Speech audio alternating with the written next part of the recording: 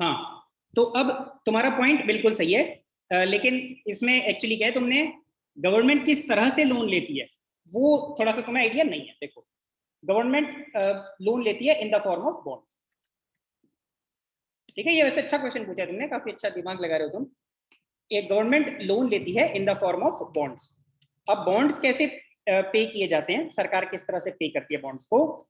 सरकार ने मान लो 10 करोड़ का अगर लोन लिया है, ठीक है, तो इसका ऐसे सरकार करती है, लोन लेती है पार्ट्स में ले। मार्केट में ना जिस तरह से शेयर्स बेचे जाते हैं, ठीक है, उसी तरह से सरकार उनको बेचती है बॉन्ड्स को। समझे बात को? जिस तरह से शेयर्स वगैरह बेचे जाते हैं मार्केट में, उस तरह से सरकार बॉन्ड्स को बेचती है मार्केट में। ठीक है, अब 10 करोड़ जो हैं, सरकार एवरी ईयर उस पे ना कुछ कूपन रेट होता है, उतना पे करती है। आज की रेट में वो लगभग 6% है। मतलब कि अगर सरकार 10 करोड़ का लोन मार्केट में दे रही है, ठीक है, तो उससे हर साल सरकार को 6% का पेमेंट करना पड़ता है, इंटरेस्ट पेमेंट। उसको हम बोलते हैं कूपन सरकार पे कर रही है। ठीक है, सरकार कूपन पे कर रही है 60 लाख। ठीक है, अब आफ्टर मान लो 10 साल के बाद, आफ्टर 10 ईयर्स,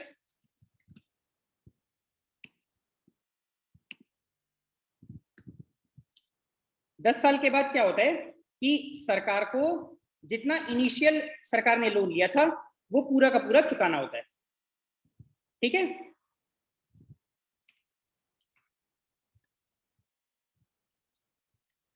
इस तरह से सरकार अपना ये जो वो है पे करती है। तो ऐसा कैसे 10 साल बाद क्यों? ये स्टैंडर्ड होता है, ऐसे ही करते हैं।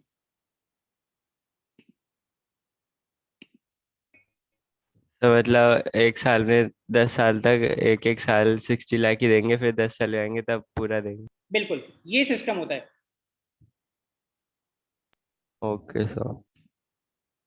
ठीक है,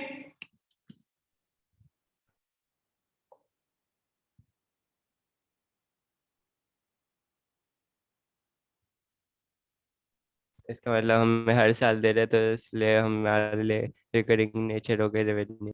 हाँ।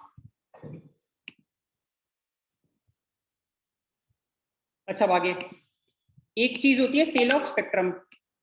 सेल ऑफ स्पेक्ट्रम क्या होता है? तुम्हें शायद पता होगा कि 2010 में काफी ज्यादा एक ना इंडिया अगेंस्ट करप्शन एक मूवमेंट हुआ था। कभी पढ़ा इस बारे में? No sir. तब तुम लोग बहुत छोटे रहे होंगे। उसमें क्या हुआ था कि बहुत बड़े लेवल पे ना ऑल इंडिया प्रोटेस्ट हो रहे थे 2010-11 के टाइम पे।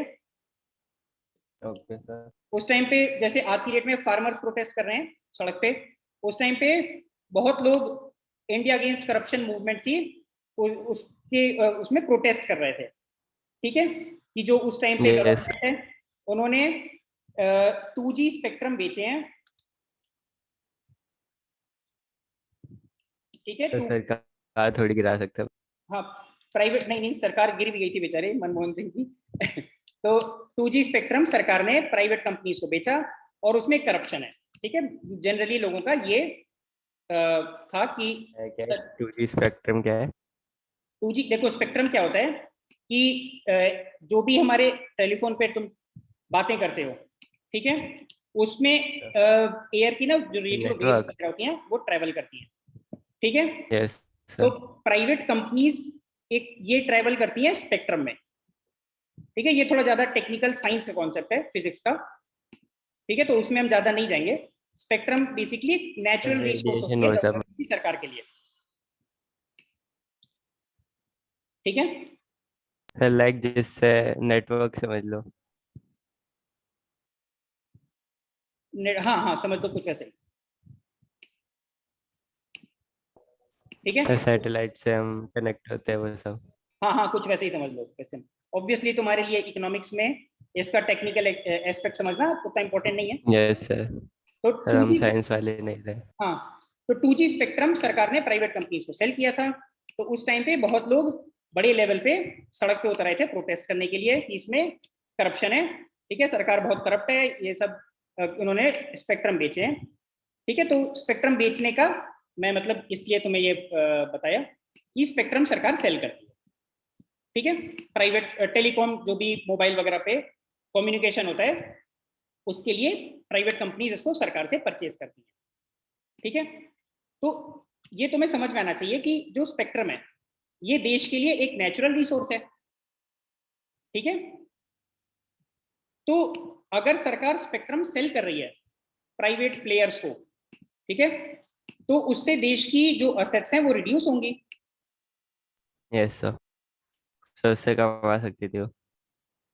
हाँ बिल्कुल, लेकिन तो अच्छा तुम्हें समझ आना चाहिए कि इसका मतलब कि sale of spectrum should be एक तरीके कंसिडर्ड। से वही समझ लो कि एयरटेल ये सब जो होते हैं नेटवर्क, हाँ बिल्कुल, तो सब उनको उससे पहले गवर्नमेंट के पास थे। हाँ बिल्कुल, उससे पहले स्पेक्ट्रम गवर्नमेंट के अंडर था, प्राइवेट प्लेयर्स जो हैं यस सर, सब वो उन्होंने, था BSNL। हाँ बिल्कुल, इन्होंने सरकार से खरीदे हैं। तो सेल ऑफ स्पेक्ट्रम तुम्हें समझ आनी चाहिए कि कैपिटल रिसीट होनी चाहिए, बात समझे, क्योंकि असेट कम हो रही है सरकार की, यस सर। ठीक है। तो इससे सर तो सरकार, पहले से थे पर वोडाफोन ये सब, क्या बोल रहे हो? तो पहले प्राइवेट भी होते थे और गवर्नमेंट के पास भी था ना, ऐसा था ना।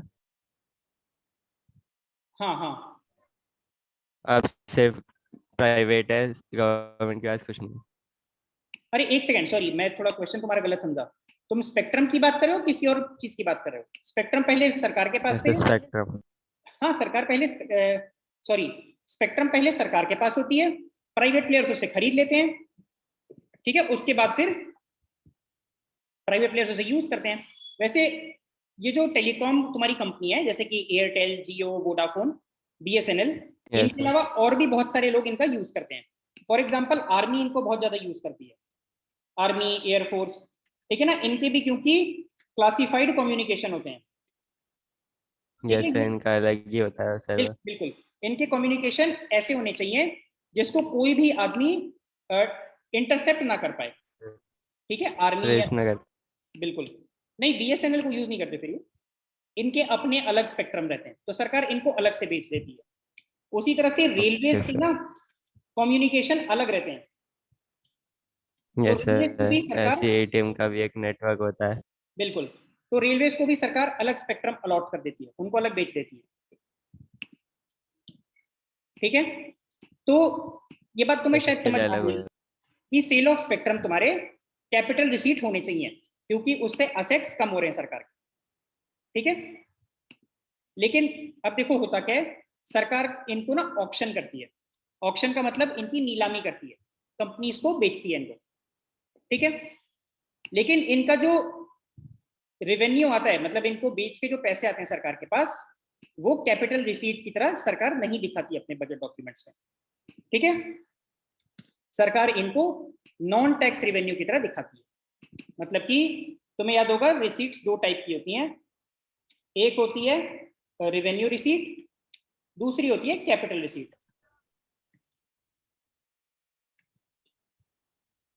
ठीक है। दो टाइप की तुम्हारी रिसीट होती हैं, एक रेवेन्यू रिसीट और एक कैपिटल रिसीट, ठीक। अब इसमें तुम्हारा जो रेवेन्यू रिसीट है ये भी मैंने बताया दो टाइप के होते हैं, एक होते हैं टैक्स और एक होते हैं नॉन टैक्स रेवेन्यू, ठीक है, ये चीज हम ऑलरेडी पढ़ चुके हैं। तो सेल ऑफ स्पेक्ट्रम हमारा नॉन टैक्स रेवेन्यू में आता है, ठीक है। सरकार इसको इस तरह से डिफाइन करती है बजट डॉक्यूमेंट्स में कि ये सिंगल टाइम चार्जेस हैं टेलीकॉम प्लेयर्स पे, ठीक है। मतलब कि अगर सरकार इसको स्पेक्ट्रम बेचती है 30 ईयर्स के लिए या 25 ईयर्स के लिए, ठीक है, कोई भी मान लो एयरटेल है, एयरटेल ने सरकार से स्पेक्ट्रम खरीद लिया कि अगले 30 ईयर्स तक यहाँ पे स्पेक्ट्रम जो है इस रीजन में, मान लो नोएडा गाजियाबाद रीजन में 30 ईयर्स तक वो स्पेक्ट्रम एयरटेल का हो गया, तो सरकार इसको बोलती है कि ये नॉन टैक्स रेवेन्यू है, कि हमने वन टाइम ये चार्जेस लगाए हैं टेलीकॉम ऑपरेटर्स पे, ठीक है। तो ये तुम याद कर लो इस चीज को कि सेल ऑफ स्पेक्ट्रम जो होता है वो नॉन टैक्स रेवेन्यू होता है,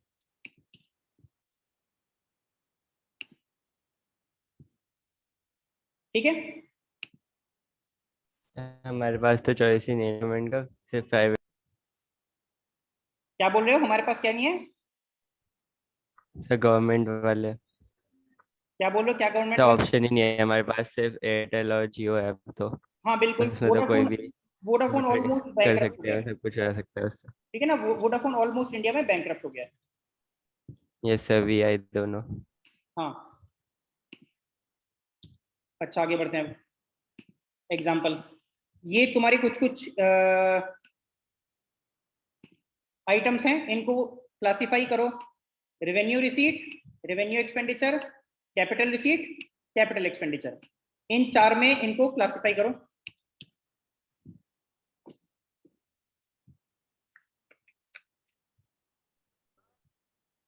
सब पहला है रेवेन्यू रिसिप्ट। पहला, ये आर्यन कहाँ गायब है? सही यही हूँ। रेवेन्यू रिसीट, ठीक है। अगला बताओ। सही है, कैपिटल रिसिप्ट। सही है। अगला बताओ। सर आ रहा। बिल्कुल, R R, non tax revenue है ये, ठीक है ना। Yes sir. सर LIC मतलब गवर्नमेंट की है ना, इसलिए ना। एल आई सी, हाँ एल आई सी तुमने सुना होगा, जीवन बीमा भी बोलते हैं प्यार से लोग इसको, ठीक है। L I C, sir life salary insurance. Paid to army officer भी हमारा और रेवेन्यू वो लाइफ होगा ना, आरई। Insurance corporation. एक सेकंड, आर्यन क्या बोल रहे हो? Sir salary paid to army officers next वाला इसका, हाँ, ये भी हमारा ये होगा ना। Yes sir, revenue receipt, revenue expenditure. Revenue expenditure sorry. Next. Sir इसको ये रेवेन्यू उसमें दिखाते हैं, बिल्कुल, रिसिप्ट में। और नॉन टैक्स होता है, अभी थोड़ी देर पहले ही हमने पढ़ा इसको, यस सर। ठीक है। Yes sir. जैसे अभी इंडिया अगेंस्ट करप्शन, एक इसके बारे में कभी रीड करना। कांग्रेस की सरकार एकदम ही जो एकदम बदनाम हो गई है, वो इसी, काफी बड़ा मूवमेंट था, ठीक है, इंडिया अगेंस्ट करप्शन 2011 के अराउंड। काफी लोगों ने अपनी इससे दुकान चमकाई हुई थी जैसे कि केजरीवाल, केजरीवाल इसी टाइम से काफी ज्यादा प्रोमिनेंस में आया था, ठीक है ना। अरविंद केजरीवाल की जो दुकान थी वो यहीं से सेटअप हुई है 2011 के अराउंड से। उससे पहले वैसे केजरीवाल ने अच्छे काम भी किए हैं, जैसे एक उसने रेमन मैग्सेसे अवार्ड भी केजरीवाल ने जीता है, शायद तुम्हें पता होगी बात। ये जानते हो रेमन मैग्सेसे अवार्ड क्या होता है? सर किस चीज़ के लिए? इंडिया में आरटीआई आया था, राइट? आरटीआई पता है तुम्हें क्या होता है? Right to information sir. Correct, बिल्कुल। राइट टू इन्फॉर्मेशन एक्ट आया था 2005 में इंडिया में, तो उसमें अरविंद केजरीवाल काफी इंपॉर्टेंट आदमी। ये आरटीआई मेरे ख्याल से लास्ट 20 ईयर्स में कुछ सबसे जो बड़े रिफॉर्म्स आए हैं देश में, उनमें से एक ये भी है। मतलब बेसिकली इसमें क्या होता है कि कोई भी गवर्नमेंट बॉडी है, वो लोगों का पैसा कहाँ खर्च कर रही है और क्या क्या डिसीजन यस ले रही सर, है, लोग पूछ सकते हैं। लोग पूछ सकते हैं। तो उसके लिए केजरीवाल, इसकी जो पूरी बहुत बड़ी इसके लिए भी मूवमेंट हुई थी आरटीआई एक्ट की, तो उसमें केजरीवाल काफी इंपॉर्टेंट आदमी था। और इसकी फाइनली एक्ट पास हुआ था, तो उसकी पूरी ड्राफ्टिंग वगैरह केजरीवाल ने की थी। केजरीवाल ने मतलब अकेले नहीं की थी, ओके सर। केजरीवाल के साथ और भी कुछ 10-12 और लोग थे, अरुणा सर रॉय। पहले केजरीवाल क्या था फिर तब? तो उस टाइम केजरीवाल तो इंजीनियर था ना। केजरीवाल ने पहले आईआईटी की है, उसके बाद उसने आईआरएस ज्वाइन की थी, यूपीएससी क्लियर किया था, कुछ अच्छी रैंक वैंक आई थी, जैसे आईएएस बनते हैं लोग, आईएएस या आईपीएस या आईएफएस बनते हैं, यस आईआरएस सर। बना था, जॉइंट कमिश्नर था। उसके बाद फिर ये रेमन मैग्सेसे अवार्ड में उसको मिला था उसे। बहुत बहुत बड़ी बात होती है ये हमारा अवार्ड, एशिया का नोबेल प्राइज भी इसको बोलते हैं, तो केजरीवाल को मिला था। तो उसके बाद से ये, यस सर, बड़ी बात है। हाँ उसके बाद से ये पॉलिटिशियन बन गया, और फिर बाकी लोगों की तरह भी लोगों को बेवकूफ बनाने के धंधे में। Yes sir. तो चलो ठीक है, अब वो सब छोड़ो। आगे ये बताओ, expenditure on construction of metro, CE। Capital expenditure, correct. Yes sir. हर बार हम जब एग्जांपल लेते हैं ना कैपिटल एक्सपेंडिचर का, तो उसमें मेट्रो भी घुसा दो, यस सर। ठीक है, मेट्रो भी बोल दिया करो, क्योंकि metro yes sir. Extremely useful चीज है।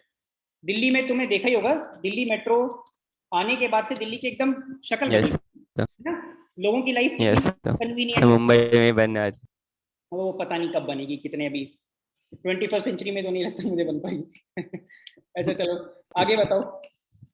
सही है, रेवेन्यू एक्सपेंडिचर। बिल्कुल। इसके बाद अगला सही है, भी revenue expenditure. Interest paid on national debt is revenue expenditure, correct. अगला बताओ। सही है, कैपिटल एक्सपेंडिचर। क्या बकवास कर रहे हो, इससे कोई असेट क्रिएट हो रहा है? स्कॉलरशिप हर टाइम थोड़ी देती है। अरे स्कॉलरशिप बच्चों को दे रहे हो तो कोई इसमें तुम्हारा दिख रहा है कुछ असेट क्रिएट होते हुए? रेवेन्यू एक्सपेंडिचर नो भाई। सर, अच्छा sir, revenue expenditure sir.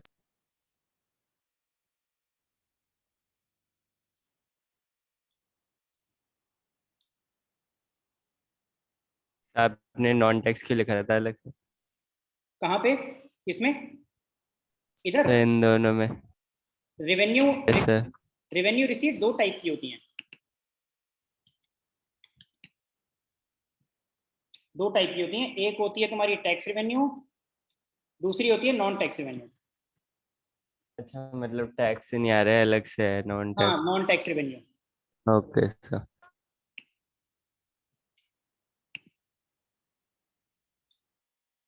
Sir licence and court fees भी सर वो थोड़ी है टैक्स रेवेन्यू। कहाँ पे लाइसेंस एंड, अच्छा ये सर सब फर्स्ट छूट है? ये हाँ, ये non tax revenue, non tax revenue तो है। Non tax. Okay sir.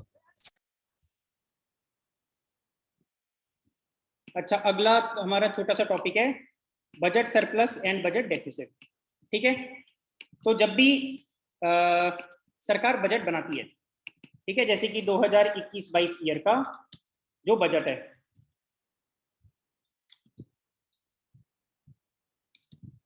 उसमें जो भी हमारे फाइनेंस मिनिस्टर हैं जैसे निर्मला सीतारमन,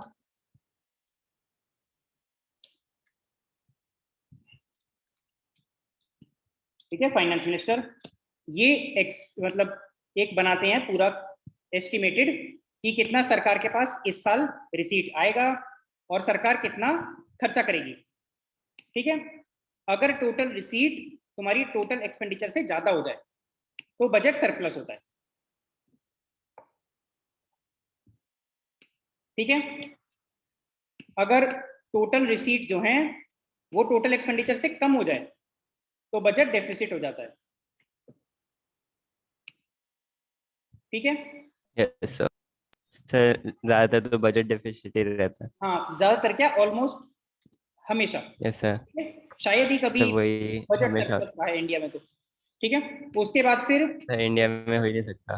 हाँ बिल्कुल, फिर उसके बाद टोटल रिसीट्स जो है अगर वो इक्वल हो जाए तो ये बैलेंस बजट है। तो ऑलमोस्ट हमेशा ही, हमेशा बजट डेफिसिट ही रहता है। ठीक है,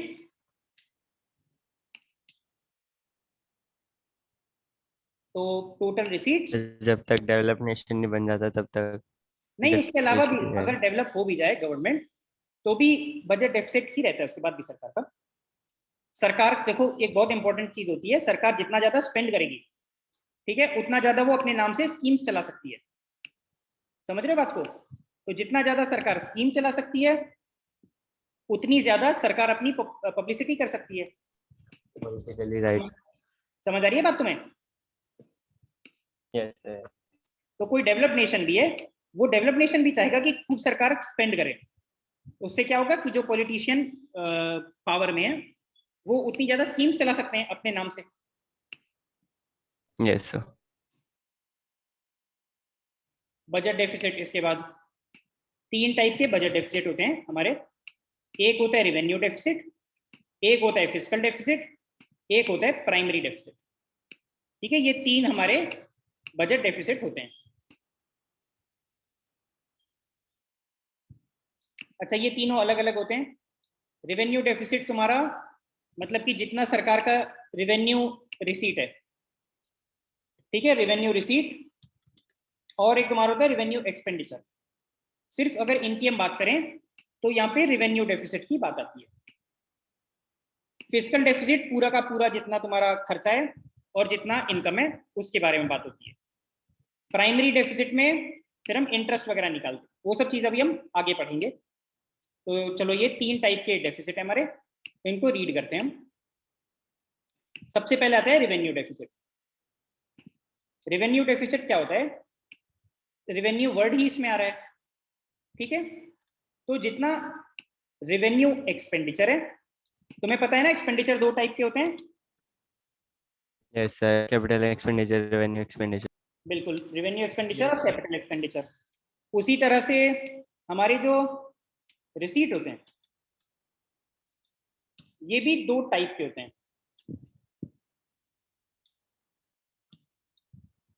रिसीट भी 2 टाइप के होते हैं, एक होता है रेवेन्यू रिसीट, दूसरा होता है कैपिटल रिसीट, ठीक है। 2 टाइप के एक्सपेंडिचर होते हैं, 2 टाइप के रिसीट्स होते हैं। तो अब इसमें तुम्हें समझ आ रहा होगा कि अगर मैं रेवेन्यू डेफिसिट की बात कर रहा हूँ तो मैं रेवेन्यू एक्सपेंडिचर की ही बात कर रहा हूँ, ठीक है, और रेवेन्यू रिसीट की ही बात कर रहा हूँ, ठीक है। कैपिटल एक्सपेंडिचर और कैपिटल रिसीट को हम भूल जाते हैं। समझ आ रही है बात? Yes sir, common sense. बिल्कुल कॉमन सेंस है। नाम में अगर रेवेन्यू आ रहा है तो सिर्फ रेवेन्यू की बात करो, ठीक है, रेवेन्यू एक्सपेंडिचर और रेवेन्यू रिसीट। तो जितना भी अगर रेवेन्यू डेफिसिट है सरकार का, तो ये हमें बताता है कि सरकार की जो रेवेन्यू अर्निंग्स है, मतलब रेवेन्यू रिसीट है, वो इनसफिशिएंट हैं सरकार की जो रेवेन्यू एक्सपेंडिचर्स हैं उनके लिए। समझ आई ये बात?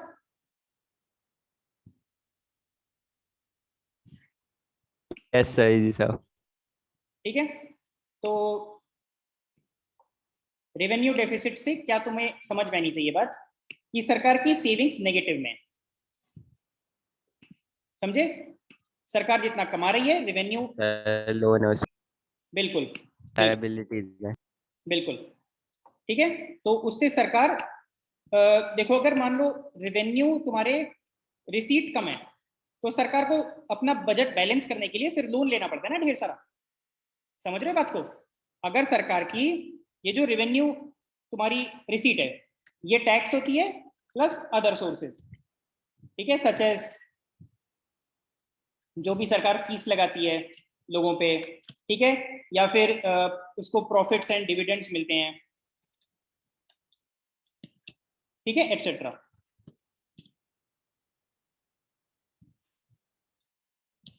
Yes sir. फिर उसके बाद तुम्हारे ये कैपिटल को तो भूल जाओ। तो अगर सरकार इससे पैसे कम कमा पा रही है तो सरकार अपने ये जो एक्सपेंडिचर्स हैं इनको बैलेंस करने के लिए कैपिटल रिसीट्स करती है ना। ये बेसिकली तुम्हारी बोरोइंग्स होती हैं टू फाइनेंस द एक्सपेंडिचर्स। समझ आ रही है बात? कैपिटल रिसीट अक्सर बोरोइंग्स की बात होती है ना, टू फाइनेंस द एक्सपेंडिचर्स। तो अगर सरकार की जितनी भी रेवेन्यू रिसीट्स अगर कम पड़ रही हैं तो इसका ये मतलब है कि सरकार को बहुत ज्यादा बोरोइंग करनी पड़ रही है, तो मतलब कि सरकार की सेविंग्स नेगेटिव में, ठीक है, काफी ज्यादा नेगेटिव है।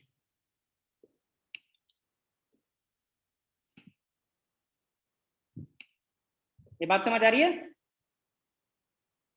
Yes sir. ठीक है। तो जो अगर हमें बहुत ज्यादा रेवेन्यू डेफिसिट है तो इसका मतलब है कि सरकार को कैपिटल रिसीट बढ़ानी पड़ेगी, मतलब सरकार को बोरोइंग्स काफी ज्यादा करनी पड़ेंगी, तभी तो फिर वो बजट को मैच करा पाएगी। बात समझ रहे हो ये? ठीक है। मान लो अगर सरकार का रेवेन्यू रिसीट जो है वो मान लो 18 लाख करोड़ है, ठीक है, 18 करोड़, 18 लाख करोड़, या चलो 18 लाख लिख देते हैं यहाँ पे। सरकार का इतना मान लो रेवेन्यू रिसीट है और सरकार का रेवेन्यू एक्सपेंडिचर जो है, सैलरी, पेंशन, इंटरेस्ट, सब्सिडी वगैरह, ये मान लो 29 लाख करोड़ है। तो सरकार को बहुत ज्यादा कैपिटल रिसीट करनी पड़ेगी, ठीक है ना। लेकिन अगर मान लो सरकार का रेवेन्यू रिसीट है मान लो 25 लाख करोड़ और तुम्हारा रेवेन्यू एक्सपेंडिचर है 29 लाख करोड़, तो तुम्हारा जो कैपिटल रिसीट है ये डिक्रीज होगा, मतलब कि सरकार को बोरोइंग अब कम करनी पड़ेगी। ठीक है, ये बात समझ आ रही होगी तुम्हें। सरकार को यहाँ पे सिर्फ 4 लाख का रेवेन्यू डेफिसिट है, इधर सरकार को 11 लाख का रेवेन्यू डेफिसिट है। तो इधर सरकार को ज्यादा बोरोइंग करनी पड़ती है, इधर सरकार को कम बोरोइंग करनी पड़ती है।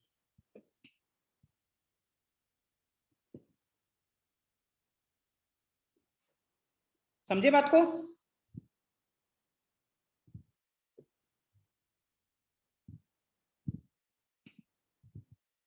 अरे क्लियर है ये? Yes sir. इसके बाद इसका क्या एक वो होता है इम्पैक्ट, कि इससे ना देश में इन्फ्लेशन काफी ज्यादा बढ़ जाता है। ठीक है, इसका मतलब क्या है, क्यों इन्फ्लेशन बढ़ रहा है? देखो, अगर सरकार बहुत ज्यादा स्पेंड करती है तो लोगों के हाथ में वो कैश दे रही है, तो वो फिर स्पेंड करेंगे। ठीक है, तो उससे देश में इन्फ्लेशन आता है।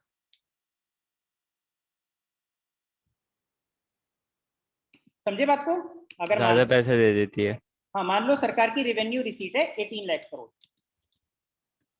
ठीक है, अगर सरकार का रेवेन्यू एक्सपेंडिचर होता मान लो 21 लाख करोड़, और दूसरे केस में मान लो ये केस 1 है और ये केस 2 है। ठीक है, केस 1 और ये केस 2, इसमें रेवेन्यू एक्सपेंडिचर है 21 लाख करोड़, इसमें मान लो 29 लाख करोड़। तो बताओ दोनों में इन्फ्लेशन किसमें ज्यादा आएगा इन दोनों केसेस में? 29 वाले। बिल्कुल, क्योंकि सरकार जितना ज्यादा स्पेंड करेगी उतना ज्यादा लोगों के हाथ में कैश आएगा, तो इसमें ज्यादा इन्फ्लेशन आएगा। तो ये समझ आ रहा होगा, इस केस में केस 2 में तुम्हारा रेवेन्यू डेफिसिट जो है, रेवेन्यू डेफिसिट वो भी तो ज्यादा है ना, 11 लाख करोड़।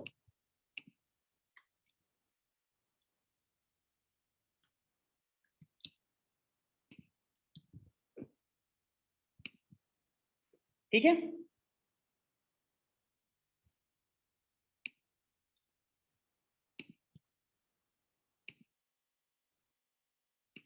चलो मेरी अभी थोड़ी देर में एक और क्लास है, तो आज के लिए इतना ही। Okay sir.